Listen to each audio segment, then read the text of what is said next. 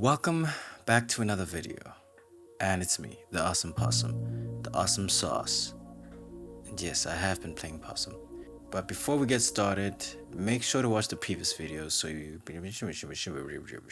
Okay? So in the last video, I showed you how to create a landscape in Gaia.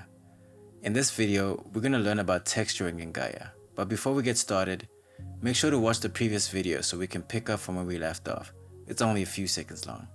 Now, texturing can be very simple or really advanced. In this video, I'll try to cover a bit of both and the thinking behind texturing that should give some basic understanding that you can take and explore by yourself.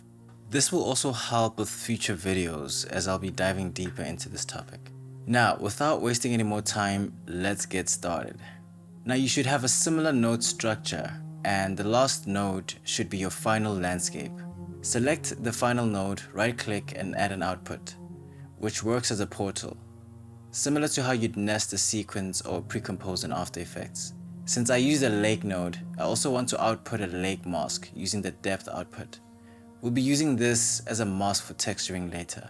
Now, what I love about procedural tools like Gaia is that it's non-destructive, which means that you can always go back to previous nodes and change settings and get a completely different looking landscape, but with a similar look. It's almost impossible to get the exact same looking landscape. Of course, unless you used the exact same settings, maybe. Now, the easiest way to add a new node is to press the tab key, and then you can search for the node that you want and then just select it. Right click on the adjust node, select the input option, and connect the lake portal. Do the same thing for the depth. Be careful not to duplicate the nodes, for Gaia might crash as it did with me. Instead, create a separate adjust node for the depth output and then do the same thing, selecting the depth input as a portal. Now, when you preview the lake output, you'll barely see anything. That's because we need to normalize the values by selecting equalize. Now we can clearly see the lake mask. You can also use auto level, which is less aggressive, and with the shaper tool, you can control the brightness. This has a much smoother fall off and is great for simulating shorelines and emphasizes the depth of the water. So the first important node when it comes to texturing is the texture base. Now, this is what we're going to be using throughout for texturing.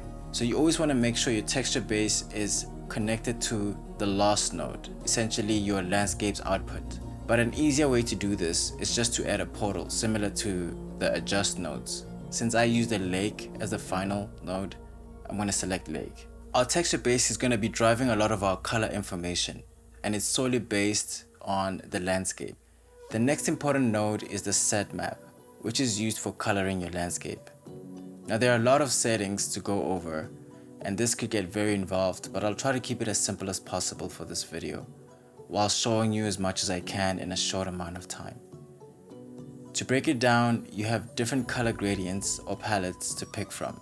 And depending on the kind of terrain you're going for, you can choose between sand, rocks, grass, or greens, water or blues, etc. And we have different masks you can use to give your landscape more details, so it looks more believable. All the different masks and colors conform to the specific terrain, so they'll perfectly suit the shape of your landscape. A simple approach to start with is a base like a rocky environment. And then using masks, you can add or layer grass or snow using a slope mask. You can also give the terrain complex materials by combining different rock palettes as well.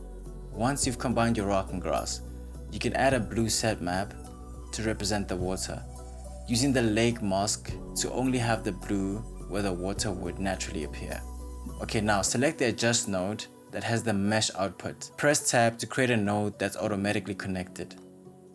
Repeat this process for each mask. You can preview and modify the masks.